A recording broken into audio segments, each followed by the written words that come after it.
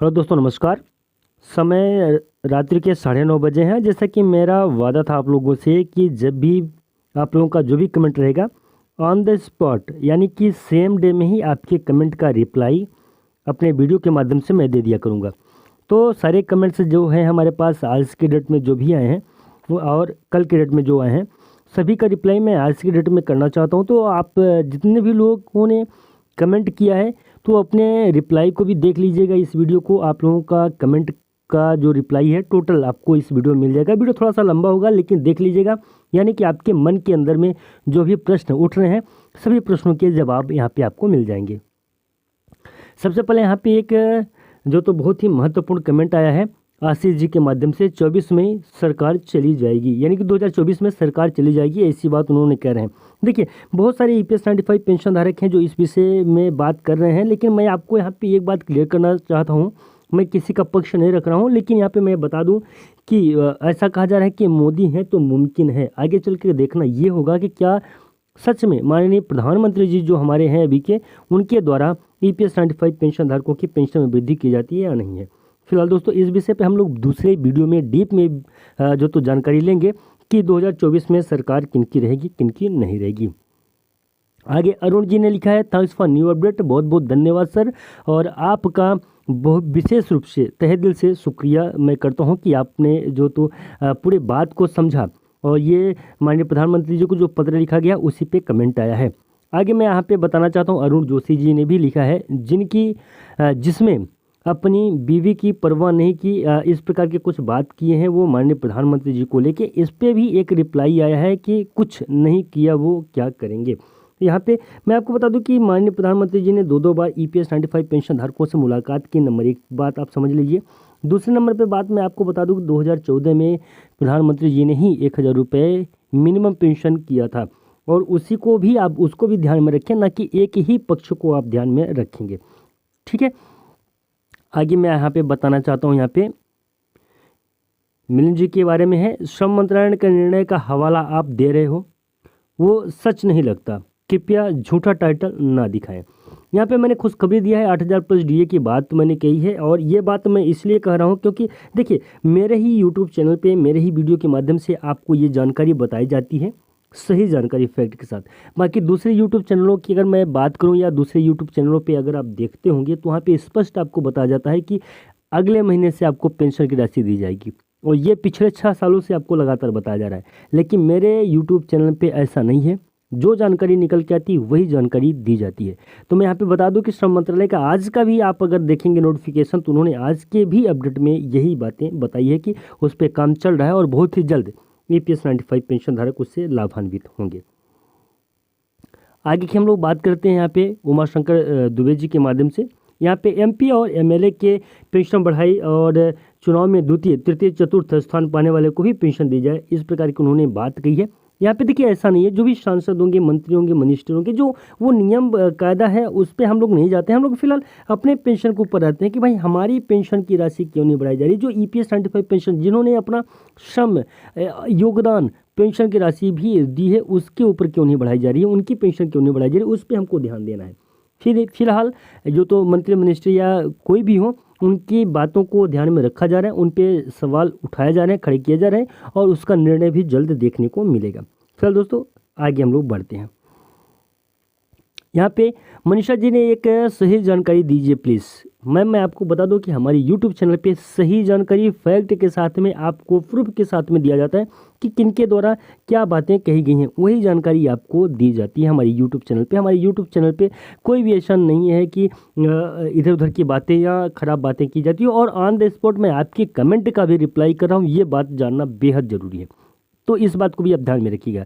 सही जानकारी, पेंशन में वृद्धि कब होगी इस विषय में तो मैंने पहले ही आपको बताया था कि पेंशन में वृद्धि कब होगी ये बात कोई भी नहीं बता सकता, मैं ही क्या कोई भी आपको कोई भी यूट्यूबर नहीं बता सकता। हाँ, पेंशन वृद्धि को लेकर क्या बातें चल रही हैं, उसमें क्या अपडेट आ रहा है, ये जानकारी आपको दी जा सकती है। आनंद जी ने एक बहुत ही महत्वपूर्ण इलेक्शन का फंडा, देखिए बिल्कुल सही है। इलेक्शन का फंडा आपके हाथ में है, आप इलेक्शन के फंडे को अपना सकते हैं, और आप जिन्हें नोटा में चाहे नोटा में या किसी दूसरे सरकार में चाहे उस सरकार में आप वोट कर सकते हैं, ये आपका पर्सनल अधिकार है। आगे है Ashok Raut and all leaders thanks for fighting for pension. तो बहुत बहुत धन्यवाद। और मैं आपको बता दूं कि सिर्फ और सिर्फ जैसे कि आपने यहाँ पे अशोक राउत जी की बात की है, बिल्कुल सही है। अशोक राउत जी तो लगातार, और साथ ही साथ में और जो राष्ट्रीय संघर्ष समिति के लीडर्स हैं वो भी लगे हुए हैं, साथ ही साथ में यूट्यूबर भी आपकी आवाज़ को बुलंद कर रहे हैं, आपकी आवाज़ को आगे तक पहुँचा रहे हैं। आगे मैं यहाँ पे बता दूँ, यहाँ पे गोपाल जी के माध्यम से कुछ दिखा है। मिश्रा जी मोदी जी को बोल के 6 साल हो गए और कुछ भी ध्यान नहीं देते, सिर्फ आश्वासन मिलता है और कुछ भी नहीं। एनएससी भी आंदोलन करके थक गई है, सरकार को मोदी जी को विनती करके थक गई है। बिल्कुल सही है, विनती किया जा रहा है लगातार और संघर्ष किया जा रहा है, बातें की जा रही हैं। 2 बार प्रधानमंत्री जी ने सुना भी उनकी बात को। लेकिन यहाँ पे मामला अगर सुप्रीम कोर्ट में है तो सुप्रीम कोर्ट के द्वारा जब तक फैसला, या ईपीएफओ के द्वारा जब तक उसका निर्णय नहीं दिया जाएगा, तब तक सरकारें भी इसमें, उनका भी हाथ बंधा हुआ है। लेकिन माननीय प्रधानमंत्री जी इस पे आश्वासन दिए हैं तो काम भी जरूर करेंगे, जो मुझे लगता है पर्सनली। बाकी जो तो बातें इस पे होती रहती हैं और आगे चल के हम भी बात इस पे करेंगे। दामोद जी ने भी एक बहुत ही बढ़िया जो तो कमेंट लिखा है, इतिहास बन जाएगा अगर सरकार बुजुर्ग पेंशनर्स के लिए कुछ करती है। बिल्कुल सही है, बुजुर्ग पेंशनर्स के लगातार निरंतर संघर्ष और प्रयास दोनों किए जा रहे हैं। आने वाले समय में देखने को मिलेगा कि ईपीएस 95 पेंशन धारकों को हायर पेंशन की राशि दी जाने लगेगी। आगे यहाँ पे रोहित जी ने बहुत ही एक ज़बरदस्त कमेंट किया है, मिश्रा जी इतने दिन कहाँ थे, हम आपको रोज़ाना याद करते थे। आपका बहुत बहुत धन्यवाद सर, और तहे दिल से मैं आपका शुक्रगुजार हूँ। मैं बता दूं कि मेरे भाई की शादी थी, भाई की शादी में कुछ अस्त व्यस्त था, जिस वजह से कंटिन्यूस वीडियो नहीं आ पा रहे थे। लेकिन अब ऐसा नहीं है, लगातार वीडियो, यहाँ तक कि आपके कमेंट प्रत्येक शाम को मैं जो तो बना लूँगा और दूसरे दिन आपको देखने को मिल जाएंगे। आपका डीपीएस वेदी जी ने लिखा है, welcome Mishra ji, please provide us the fact for EPS 95 pension. बिल्कुल सर, ईपीएस 95 पेंशन से संबंधित जो भी जानकारियाँ रहेंगी फैक्ट के साथ में, प्रूफ के साथ में आपके सामने मैं रखता चला जाऊंगा। लेकिन आपका प्यार और आशीर्वाद इसी प्रकार से मुझे मिलता रहे। आगे है कृष्ण चावला जी ने भी लिखा है, गॉड ब्लेस यू बेटा, मिनिमम पेंशन पर भी जानकारी दें। बिल्कुल, मिनिमम पेंशन पर भी जानकारी आपको देता रहूँगा मैं अपने वीडियो के माध्यम से, और आपका बहुत बहुत धन्यवाद। आगे है राजकुमार जी ने एक बहुत ही महत्वपूर्ण जो तो कमेंट डाला है कि बस एक उम्मीद है कि मोदी जी हैं तो मुमकिन है, मुझे विश्वास है कि मोदी जी जरूर गरीब पेंशनर्स की विनती को सुनेंगे। बिल्कुल सही है सर, बिल्कुल सुनेंगे, सरकार में है, सत्ता में है, और उन्होंने सुना भी है 2 बार, और आगे भी सुनेंगे। No value for 1000 EPS 95 pensioners, we are in serious problem and no option expect. उन्होंने, देखिए अभी मैं आपको बता दूं यहाँ पे कि ईपीएस 95 पेंशन धारकों की मिनिमम पेंशन 1000 रुपये की बात कही जा रही है। मिनिमम पेंशन को ही 7500 रुपये करने की बातें चल रही हैं और जल्द ही होगी। आगे है यहाँ पे, एक गरीबों को सुनने वाली सरकार नहीं है, इसलिए प्रधानमंत्री जी का कहना बेकार है, क्योंकि बहुत कुछ पहले भी कहा जा चुका है। बिल्कुल सही है सर, इस विषय पे हम लोग बात कर चुके हैं, आपकी कमेंट का जवाब ऑलरेडी मैं दे चुका हूँ। आगे है, सब बकवास बता रहे हैं, ये सरकार ईपीएस के लिए कुछ भी नहीं करेगा। मैंने बता दिया, बाइकआउट इलेक्शन की भी बातें यहाँ पे चलें, इस विषय में भी हम लोग बात करें हैं। दिनेश पटेल जी ने एक बहुत ही महत्वपूर्ण कमेंट लिखा है कि पेंशन नहीं तो वोट नहीं। हालांकि ये भाषा मुझे बिल्कुल सही समझ में नहीं आती है। अगर यही चीज़ लिखा है तो आपको मैं बता दूं कि बिल्कुल सही है, आपका मर्जी है, आप चाहें तो उसे नोटा भी कर सकते हैं, और अगर आप चाहें तो उसे किसी सरकार को भी अपना वोट दे सकते हैं।